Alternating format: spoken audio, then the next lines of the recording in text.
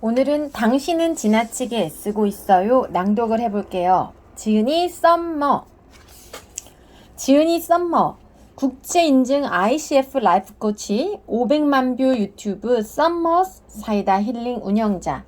엮이는 가정에서 태어나 정서적, 경제적 돌봄을 충분히 받지 못한 채 성장했으나 끊임없는 공부와 노력으로 부정적 정서의 대물림을 끊고 남편과 함께 5살배기 아들을 키우며 행복한 가정을 꾸리고 있는 가정학대 생존자. 스스로 살아남기 위해 독학하며 찾은 해결책을 나르시시스트 학대 피해자들과 공유하기로 결심하고 2018년부터 유튜브 채널 썸머 사이다 힐링을 통해 공감과 위로를 전하고 있다.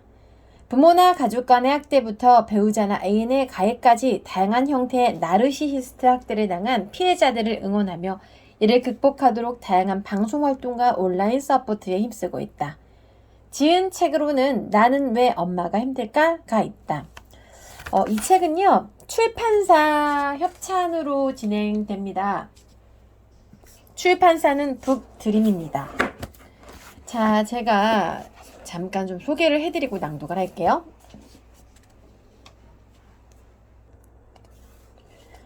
1장, 내가 문제라고요? 2장, 나 하나만 참으면.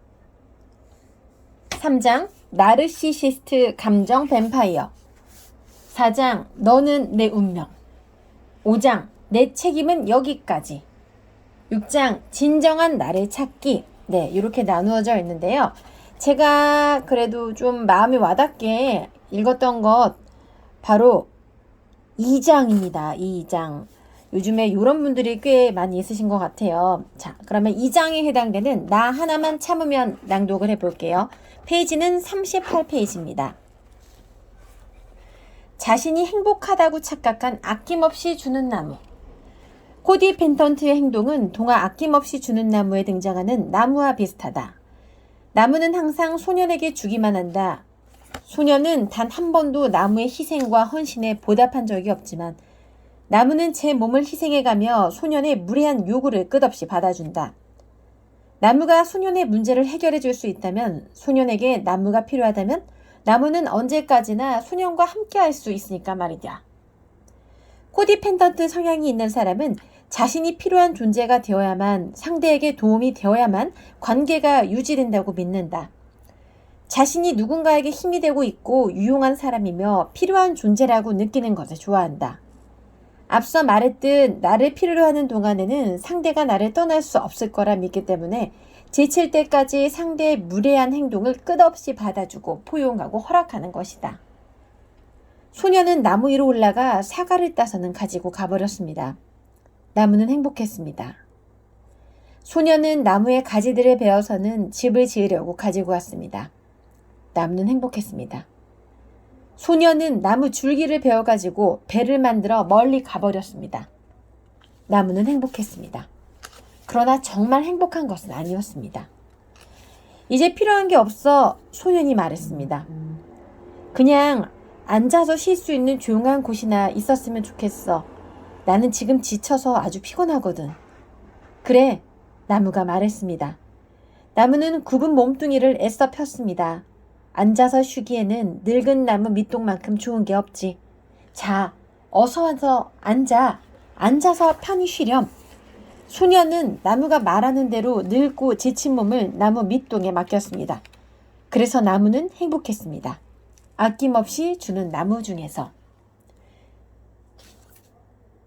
비정상적인 코디펜던트의 인내심. 이 씨는 폭언과 폭력을 일삼는 남편과 수십 년간 결혼 생활을 유지했다. 그녀의 큰딸은 30이 넘었으나 너무 무기력한 나머지 집에만 틀어박혀 연애나 직장 생활을 모두 포기한 상태였다. 이 씨는 큰딸의 우울감과 무력감이 남편 때문임을 인지하고 있었고 가족의 화합을 위해 더욱 인내하고 헌신하며 남편과 딸들의 사이를 회복하고자 노력해왔다. 그녀는 언젠가 남편이 변화되어 딸들과도 화해할 것이며 그토록 바라던 화목한 가정을 이룰 수 있을 것이라 기대했다. 하지만 그녀의 두 딸은 제발 아빠와 이혼하고 따로 살자고 수차례 애원했다. 그녀 역시 지치고 버거울 때가 많았지만 그때마다 두 딸에게 인내하라고 설득했다. 다른 한편으로는 남편에게 가족의 의미나 부모의 역할을 이해시킬 방법을 연구하며 가족여행을 계획하거나 화해의 자리를 마련하려 애썼다. 이 씨는 자신의 노력으로 언젠가 남편과 두 딸 모두 만족할 수 있는 상황이 오리라 믿었다.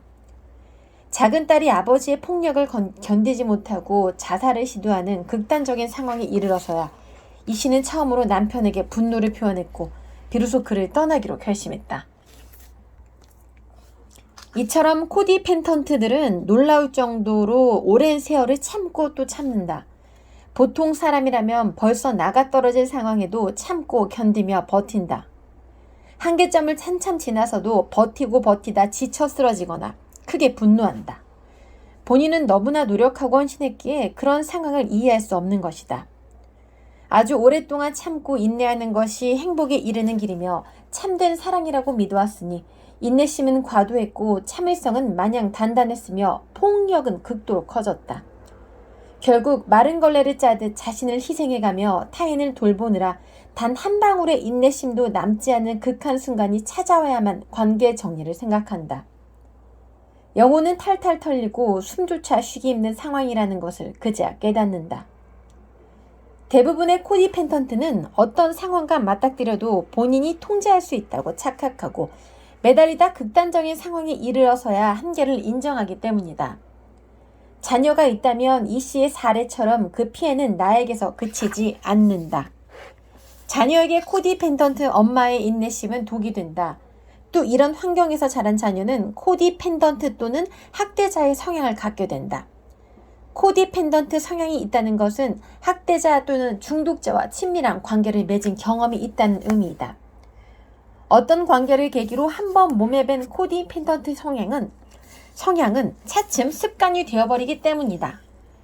다음 섹션에서는 가정 안에서 학대를 당한 자녀가 어떤 과정을 통해 코디 펜던트 성향을 갖게 됐는지 살펴보겠다. 나의 잃어버린 유년 시절. 나는 사랑을 받기 위해서는 마땅히 그럴 만한 자격을 갖추어야 한다고 믿었다.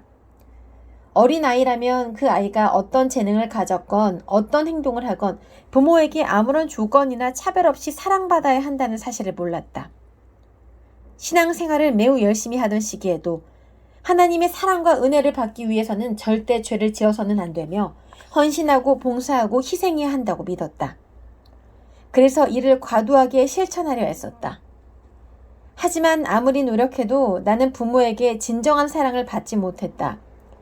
외가 친척들이나 주일학교 선생님들이 때때로 온전하게 포용하고 이해해 주었지만 그건 단편적인 경험일 뿐이었다.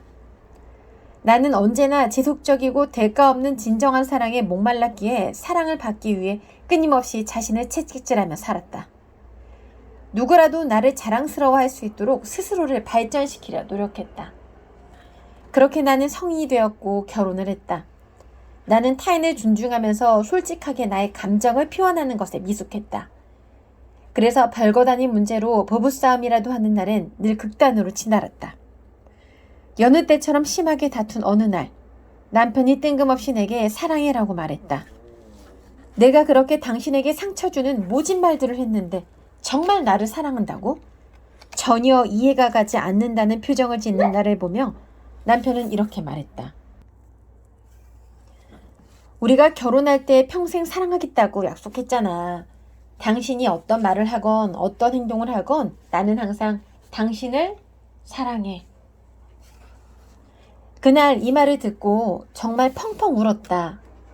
남편에게 고마운 마음 이전에 부부라는 관계를 맺은 것만으로도 당연히 받을 수 있는 공감과 이해를 얻고자 피눈물 나게 버둥거렸던 지난 세월이 허무하게 느껴졌기 때문이다.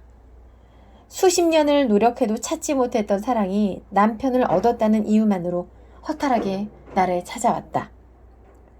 시간이 조금 더 흘러 아이를 낳았다. 그제야 비로소 내가 부모에게 받았던 조건적인 사랑이 얼마나 잔인한 것이었는지 깨닫게 되었다. 아이는 미성숙하기에 부모에게 절대적으로 의존하는 것이 당연하며 아이의 성향이나 개성은 부모로부터 무조건적인 사랑을 받는데 걸림돌이 아니라는 것. 부모의 사랑을 받기 위해 아이는 완벽할 필요가 없으며 그 어떤 노력을 할 필요도 없다는 사실을 아주 늦게 배운 것이다.